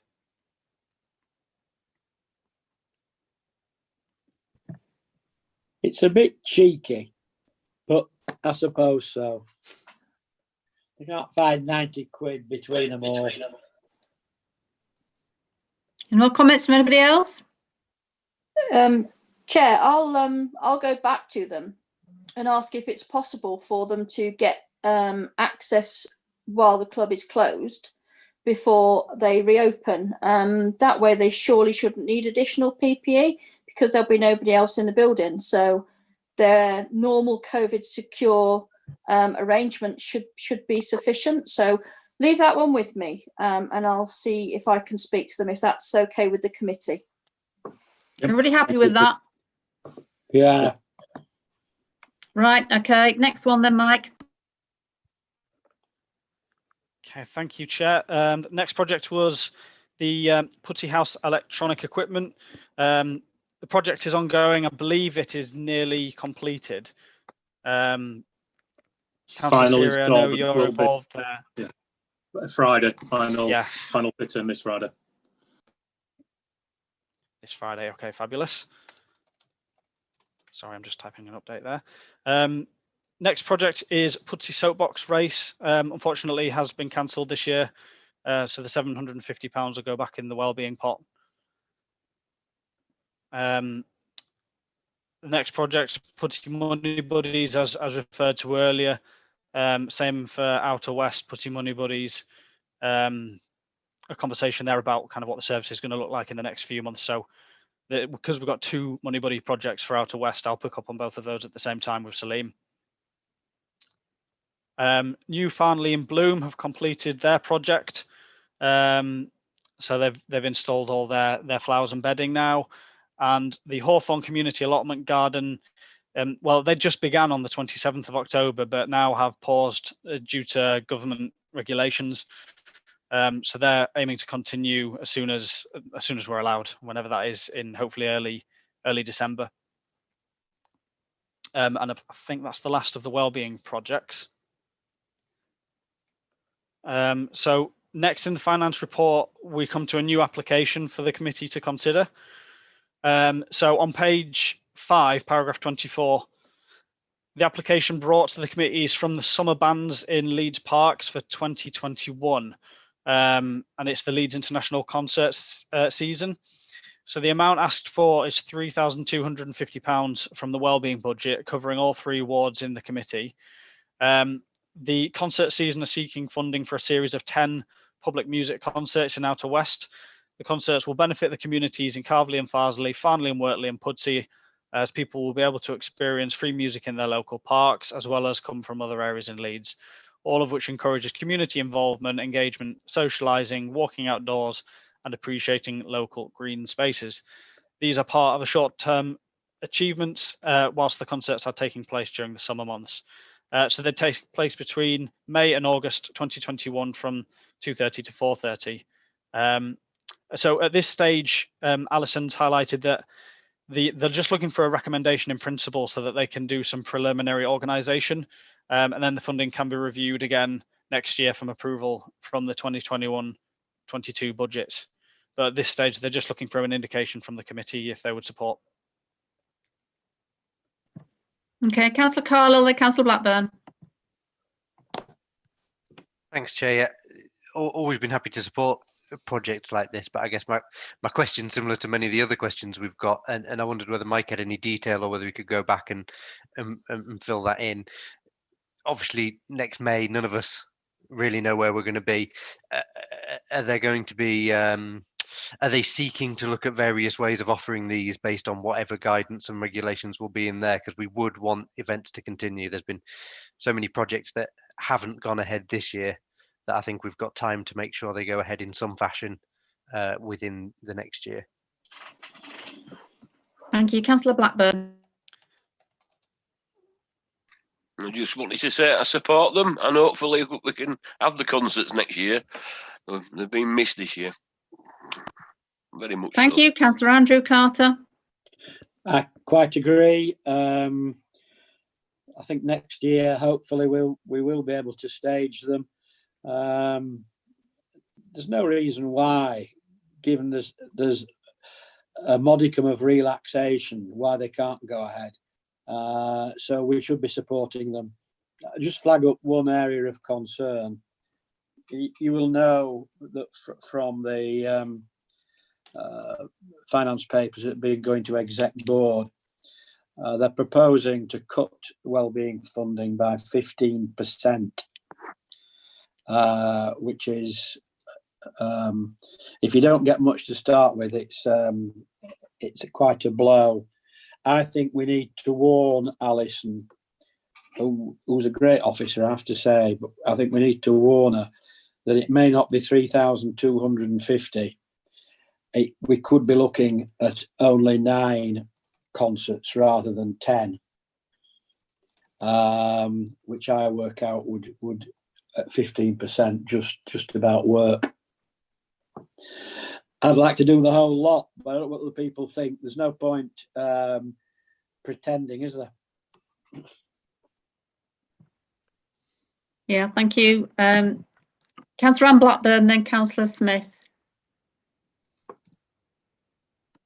Yes, thank you, Chair. Yes, we also, on top of this, do fund bands in our 2 parks that aren't covered by yourselves, by your committee. The Western Flats and sorry, and Farsley Park, which is paid for by your committee, are always very well attended. People love coming. I'm sure that they will have missed them this year, but there we are. But we want them to continue. As I said, we have, oh, excuse me, the committee pays for 2 bands at each of those 2 parks. So as I said, we want them to continue. We want to get back to normality, and we think that it's a good scheme. So we won't want to cut it at all. As I said, we pay for 2 others at 2 of our other parks because our ward does have quite an excess of public parks. So I say yes, we need them. Thank you. Thank you, Councillor Blackburn. Councillor Trish Smith. Thank you, Chair. Yeah, I'm in agreement for this. I mean, they're only looking for an agreement in principle. If things change and the money is likely to be cut, I understand that, but hopefully they'll leave us our residual money from this year, so we might be able to make up the difference. So I'd like to support them in full if we can possibly do it. As I say, agreement in principle, yes. Let's see definitively when we get to next year.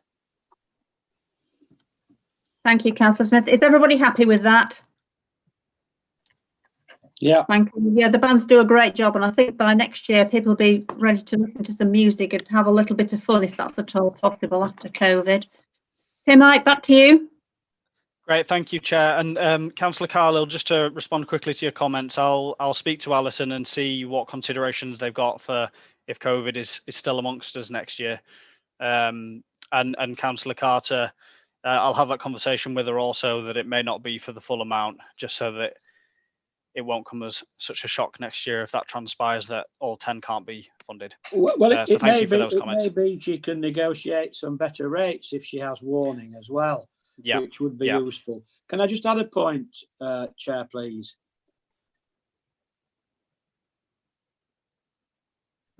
Go ahead. Yeah, I think that you and David at the next Chair's meeting should ask Councillor Deborah Cooper for a firm undertaking.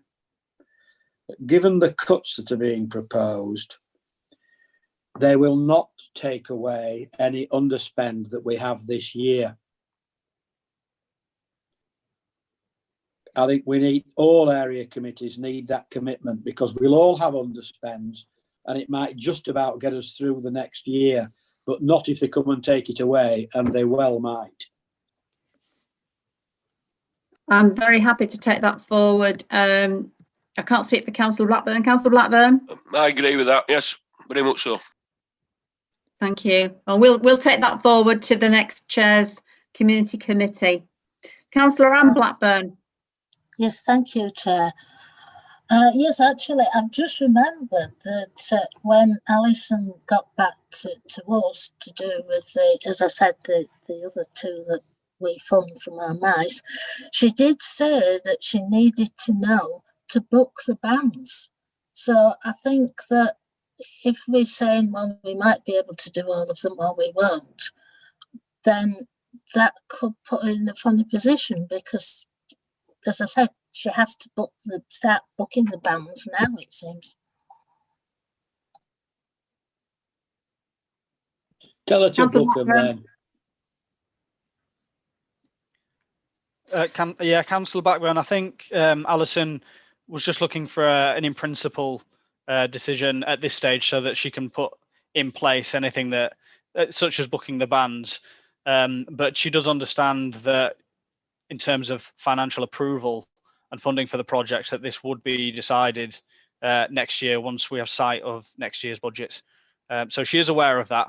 And I think the approval in principle will be enough for her to do what she needs to do to book the bands for next year at this stage. Right. Right. Okay. Thank you.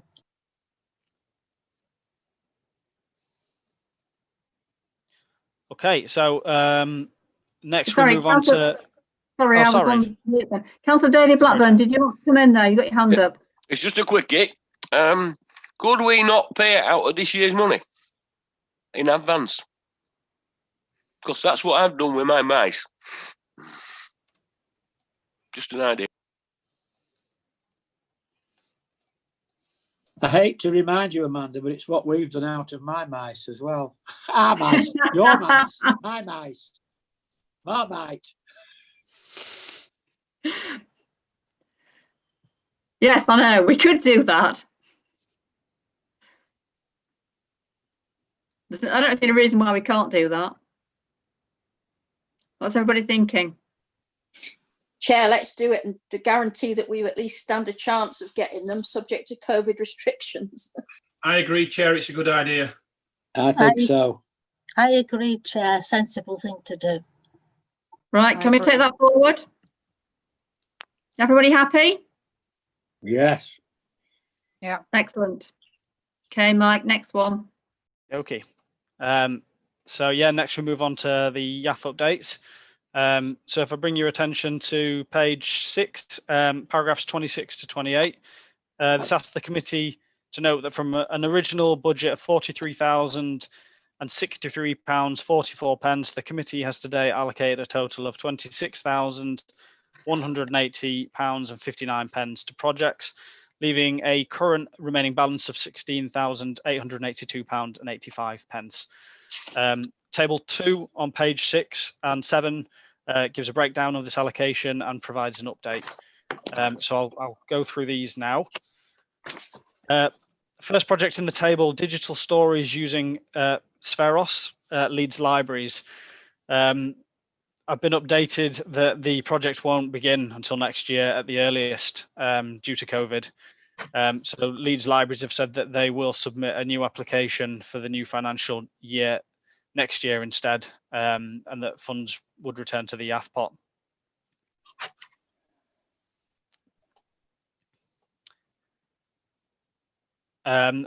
Okay, next project is Andy's youth project. So the youth service, Stephen Harper, is currently, well, he was looking through alterations to the project considering social distancing guidance, aiming to get it started as soon as possible before Christmas. The location at St Andrews was due to be opened on the 23rd of November, but due to lockdown, this is now being pushed back to the start of December. So Stephen Harper's assured me that they're aiming to get the group commencing as soon as possible once lockdown is lifted. They've had their risk assessment signed off by Silver Group, so hopefully there won't be too many obstacles once they're able to proceed. Next project is the Breeze Holiday Camp in Swino. So like the other Breeze Holiday Camp that we had on the list earlier this year, this project has been cancelled by Breeze due to COVID-19. Sarah Snee has updated me that this was due to COVID social distancing restrictions and the venue closure, and that activities wouldn't be happening until the next financial year. So that one also will go back into the Yaf pot. Next is the Pudsey Youth Cafe. Yeah, the risk assessment has been signed off recently. The project was aiming to begin just after a trust meeting at the start of November, but I believe now due to lockdown, like others, this is going to be pushed to December. But hopefully, because of that risk assessment being signed off, again, there won't be too many hurdles once they're allowed to commence.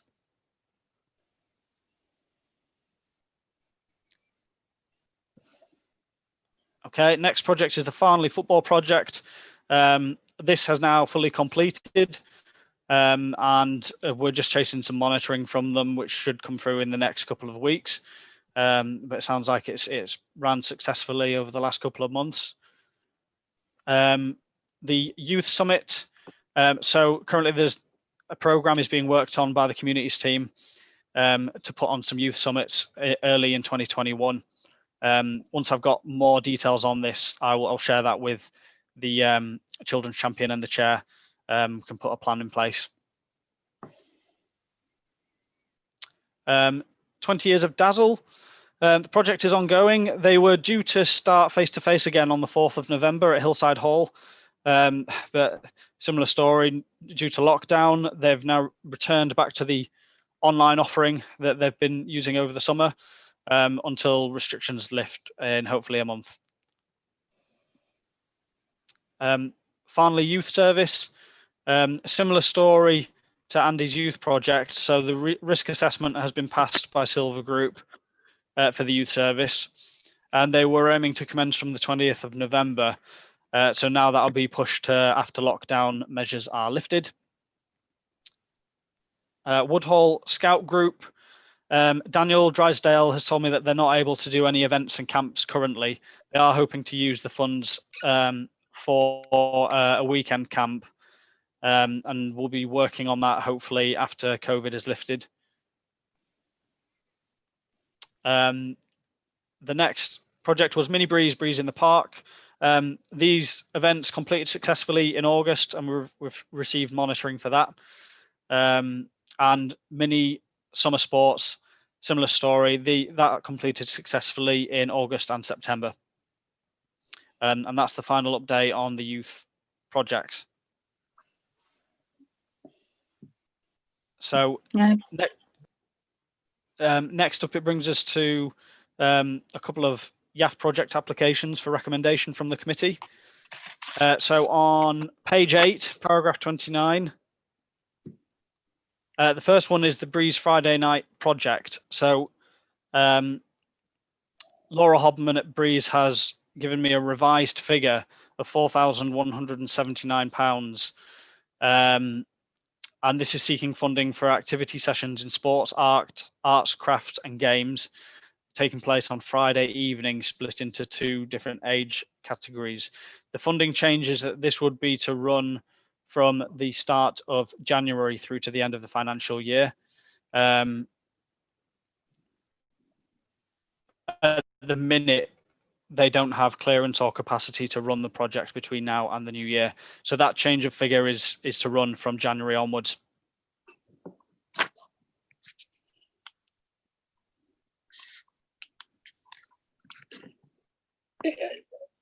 Is this subject to COVID?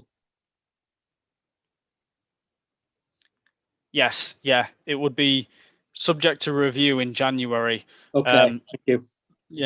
Yeah, Laura said that it's hard to give full commitments at the minute, just because, as you can appreciate, the situation is just changing constantly. But this is them forward planning for hopefully a time when they'll be able to commence with this activity.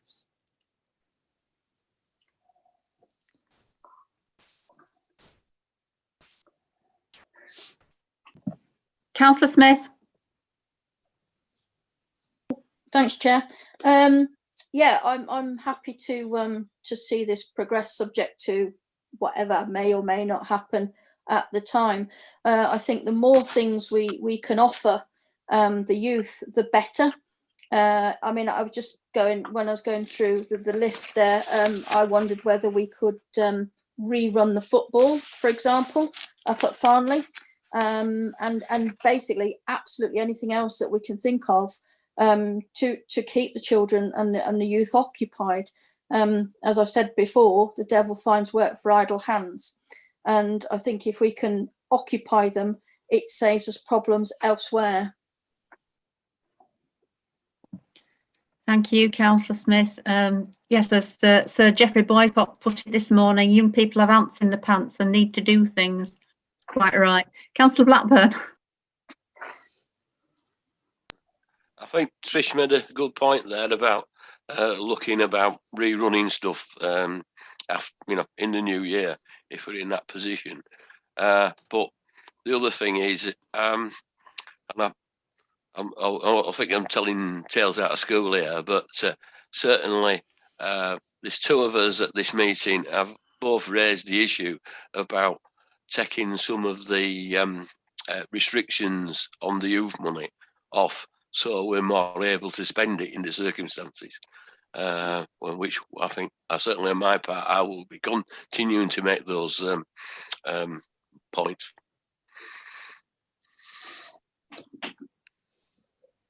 Yes, Yes, the other one was me.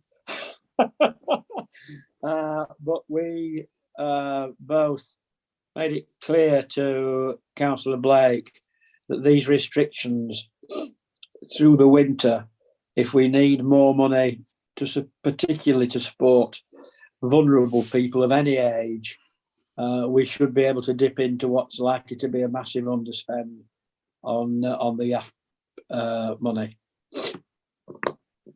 Councillor Anne Blackburn. Yes, thank you, Chair. I think what Councillor Smith mentions it is a good idea. The Farsley football project always goes down well, and it is an outside project, so we know we can do it regardless, really, as long as youth service make sure that it's safe. But I would welcome if we could do a second round of that. As far as youth monies go, I think all of us actually think the same, that we really want this money spent on the young people in our areas. I'm happy to support if the subject came up about looking at it this year, but next year we need to see that we've got projects in line for the young people, because this year with COVID it's been very difficult. So I'm not, I said to my husband, Councillor David Blackburn, this year yes, but not amalgamating it full stop, because I think that we've got to put the youngsters up there and give them, they've suffered this year, and I want that money continue to be ring fenced next year, but this year if we have a problem spending it, then yes, I will go with maybe spending on something else if we couldn't find anything to put it towards for youngsters. We've got to make them priority as far as I'm concerned. So if we can have a second round in Farsley, I'm sure our youngsters would love it, because I think they're a bit lost at the moment. There's not a right lot that they can do. Thank you. Thank you, Councillor Blackburn. I'm conscious that time is marching on now, so I want to try and get through things as quickly and efficiently as possible. So is everybody happy with that now, that, for this year? Yes, Chair. Yeah. I'll take that as read then. Thank you, Mike. Next one. Okay, and the next application was from the Outer West Activity Centre, from West Leeds Activity Centre for 6,400 across all wards. I won't read the full description because it's unchanged from last time, just conscious of time. But the latest position is that they have had their COVID risk assessment signed off. And Vince has a meeting lined up with the youth service next week to discuss dates and locations for the activity also. So they are intending to proceed with activities as soon as possible. With the lockdown restrictions, they've said the very earliest this is going to be is mid-December, but they'll have to assess closer to the time and keep us updated. So yeah, they're seeking 6,400 for 22-hour outdoor sessions that will take place in the community. Okay, so Councillor Trish Smith, then Councillor David Blackburn, then Councillor Anne Blackburn. Thank you, Chair. When I was reading this, my initial thought was target audience and transport. Obviously, if they're holding it in the community, which I don't think that was clear, it sounded as though they were bringing them down to West Leeds Activity Centre, then that does answer the question on transport.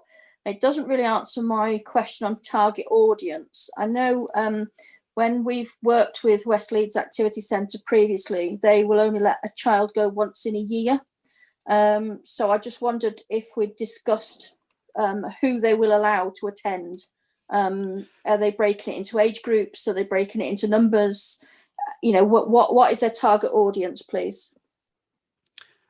So they have highlighted that they would need a degree of flexibility in bringing return participants through, but they think that in the circumstances they will struggle to attract completely unique people, young people to every session. So they have asked for some flexibility on that front. The transport, you're correct, is included in the price. So that price is for the activity, the staffing, and transport via minibus hire to transport the young people as well. So yeah, as I say, they are looking to work with repeat participants to a degree. I think Vince said it would be 6 out of 8. I think would be unique, and then 2 people returning as well. Thanks, Councillor David sorry, go on, Trish. Sorry, I just said thank you. Sorry. I think Trish covered what I was going to ask. Thank you, Councillor Blackburn. Are we happy with that? Any more comments? Okay, next one, Mike. Okay, so that was the last of the applications for now. So the next section is just some monitoring that we've received. So if I can bring you to page 9, which is paragraph 32. This is from Mini Breeze, The Greatest Show. So I won't read through all that information, but the monitoring came through to us. There were 3 sessions held, allowing for up to 250 people a session. They were held at Queen's Park, Pudsey on the 10th of August, Hainsworth Park on the 17th of August, and Farnley Park on the 28th of August. The feedback is that it went really well. The community benefited from free, engaging entertainment for families. And Breeze have had really positive feedback from families and young people about the quality of the event, and also the accessibility for individuals with disabilities as well. I'm just included a few snaps from some of the days in there as well. Chair, can I just add, Councillor Fearing. Yeah, they had a few issues with tickets. Many people took tickets and actually didn't turn up on some of the events. So it's something that they need to look at going forward. The first session at Pudsey was a disappointing turnout, considering all the tickets had gone in about 3 hours. I think it was the same at the mall.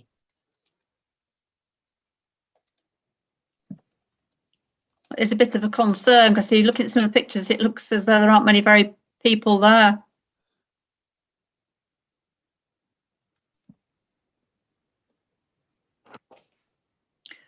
Okay, any more comments on that one? And Councillor Anne Blackburn. Yes, Chair. I thought the same. The fact is that they've done the work by making out squares where families can go, but if they book and they don't go, then there's a problem. I know it must be difficult to organise, but we're paying a lot of money, so I think we've just got to look at it and, well, see if it can be done in a bit better way. I don't know if it can, but clearly, you know, people are taking places and not going. It's not good. Okay, thanks. No, it's not. I mean, it's probably money down the drain if people are doing that, and it's not fair because people may have wanted to go and couldn't. So I think they need to look at a better way of doing that. There must be a better way that they can think of. Okay, well, thank you for sending us that monitoring information, Mike. What's the next one on the agenda? So next we'll just move on to small grants and skips. So also on page 10, paragraph 37, the table 3 asked the committee to know that there is a remaining balance of £4,554.48. As can be seen in the table, we've had 3 skip requests approved so far, leaving us with that balance. This moves us straight onto capital. Paragraph 38 on page 10. The capital budget is unchanged since our last consultative meeting in September. Sorry, Chair, my hand was up. Hey, Councillor Carter. Oh, sorry, Councillor Carter, you're on mute. Councillor Carter, you're on mute. I'm not now. No, you're not now. On skips, Mike. Yeah. I have an inquiry from Gatescroft at Carvley for another skip. And I said I'd find out what the situation was. Now, you will recall, I think, that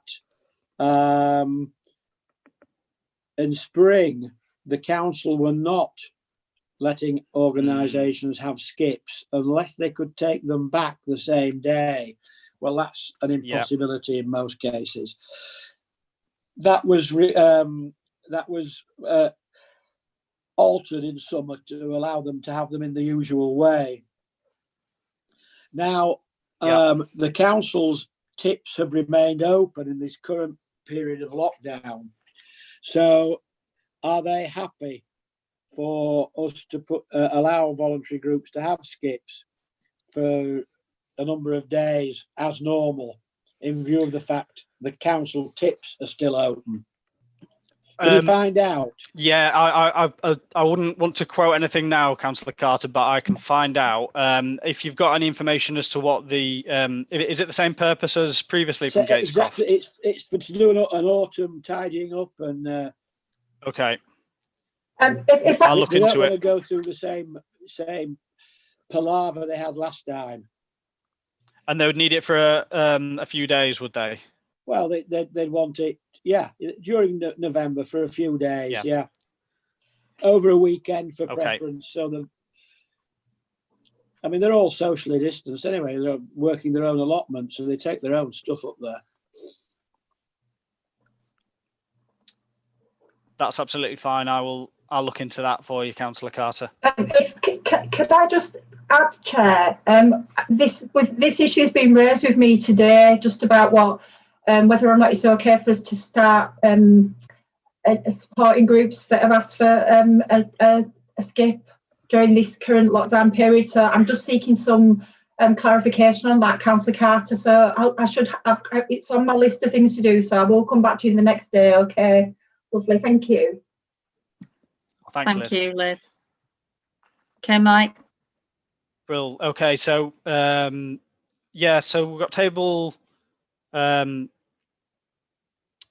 capital budget's next. Paragraph 38 on page 10 shows the remaining balances for each ward. Carvley and Farsley with £9,455.66. Farnley and Wortley with £10,390.66. Pudsey with £5,291.68. And a total across the 3 wards of £25,138. Pounds. And then table 5 below just provides a brief update on some of the recent capital projects funded. As we can see, most of them have completed. There's just 2 projects that are still outstanding. The first is the 3 SIDS for Farnley and Wortley. The latest on this from Andrew Richardson is that he is currently chasing confirmation from WBI funds. So the WBI decision is with the head of finance, and I've asked him to chase this up and to keep me updated when this will proceed. The money that's come from the committee, 7,376, has been confirmed a while ago. So I'm just asking Andrew Richardson to keep pursuing that sign off from WBI, and I want him to let me know when those the 3 SIDS are going to go in at Farnley and Wortley, and I will let you know. Thank you, Mike. Could you also ask him to make sure that they're in miles and not in kilometres? Yes, I've heard about. Excellent. I've heard about Yeah. this, a bit of a clanger in Pudsey.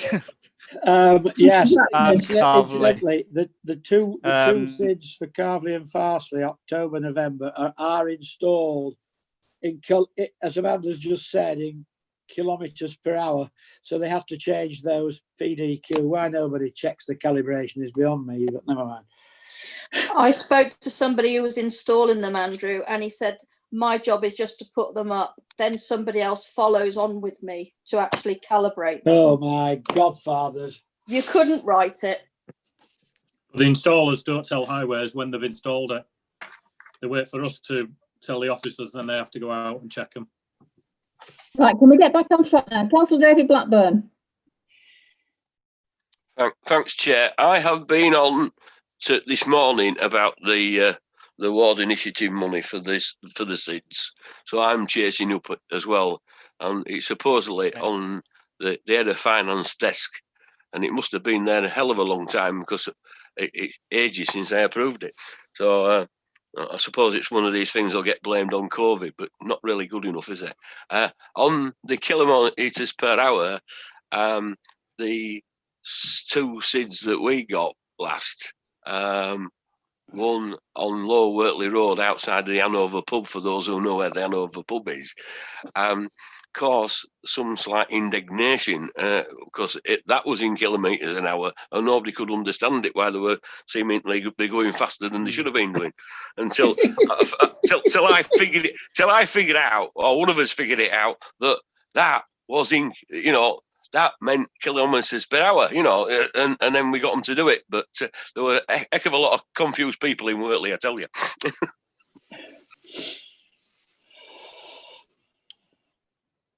Yes, can you pass all that on, Mike, please? Yes, I can do. I think they're aware. I think there's a few processes that need to improve there. The two SIDS for Carvely and Farsley were the last I was told that they were going to be installed the end of October, start of November. I've been chasing Andrew Richardson No, they for are in. an update. Oh, they in? Okay, Brill. Yeah. Thank you, Councillor Carter. That's great. Hence okay, the complaints about kilometres. Oh, of course, yes, that makes sense. So the next point is the SIL budget. So paragraph 40 on page 11. So there's been a recent reconciliation of the SIL budget across the committees, just as was done recently for the capital budget. So Outer West was looked at and has benefited from an increase due to an injection. So the table 4 below provides the new totals for the wards. So we can see Carvely and Farsley has increased to £22,187.79. Farnley and Wortley has increased to £19,194 and 8 pence.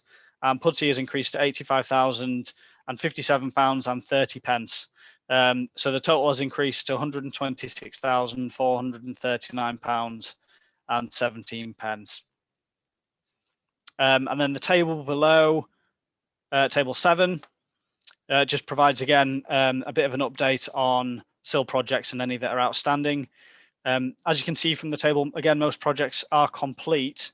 Pudsey fencing and planting, the latest from Chantelle in Parks is that it's just the fencing work at Queen's Park to complete, and they're aiming for before Christmas. The planters at Troydale Bus Terminal and the fencing at Pudsey Park are complete. And then Claremont Grove CCTV cameras, we're pushing to get a date for installation from Leeds Building Services for this work. And I know Sophie from Housing is on the case with that as well, just trying to get a date from them. We've provided the Z order for them. So as soon as we have that date, I will update the committee. Thank you, Mike. Any comments? Can we note that? Okay, Mike, next one. Okay, and the final financial update included is the latest balances from the ward-based COVID-19 funds set aside to respond to the pandemic. So table 8, which is on page 12, provides the committee with an up-to-date balance statement for your discretionary funds. Since the last consultative forum in September, there's been 2 funding requests processed. One was £1,000 to Carvely Rotary Club, and one was 2,500 to Armley Helping Hands. So deducting those totals, we can see the remaining budgets: Carvely and Farsley with £4,500, Farnley and Wortley with £2,500, and Pudsey with £2,200, a total for the area of £9,200. So, Chair, I don't know if this is a good point just to see if there's any further requests in response to the pandemic.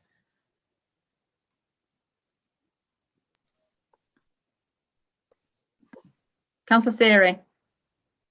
Thank you, Chair. Can I just have clarification about this £10,000 budget, where this discretionary money came from? Did it come from the Outer West?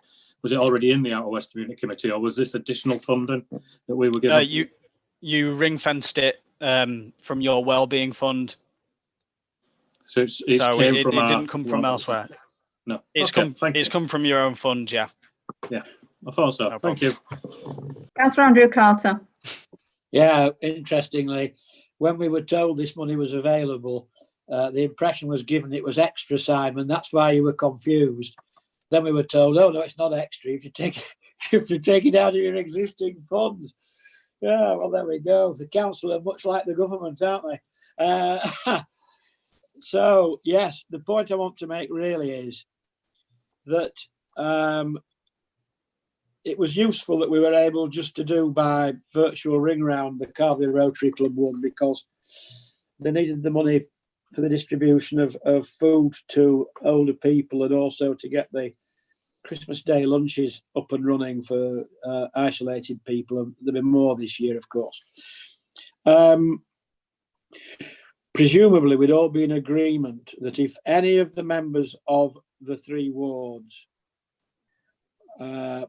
want to confer with their colleagues and then move a payment forward, we can do so by email and not have a meeting.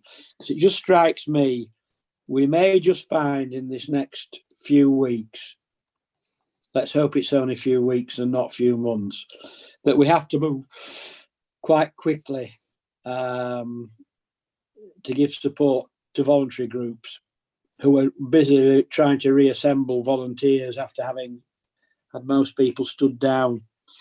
I wonder if everyone agreed with me about that. I agree, Andrew. Yeah. Yeah. Yeah. Councillor Forsyth. Yeah. Sorry, It yes, just I makes- said yes. Yeah, it just makes sense that we're a bit more flexible in these difficult times, doesn't it? Okay, Councillor David Blackburn. I just agree with Andrew there. I mean, the fact is the next couple of months, depending on which way it goes, could be quite difficult, and we do need that flexibility, and we can't wait. There's some things can't wait for the meeting. I mean, there's people out there suffering and dying, aren't there? Yeah. So can you make a note of that, Mike? Everybody happy with that? Yep. Thank you. Just move on to the next one, please. So that actually brings us to the end of the finance report, Chair.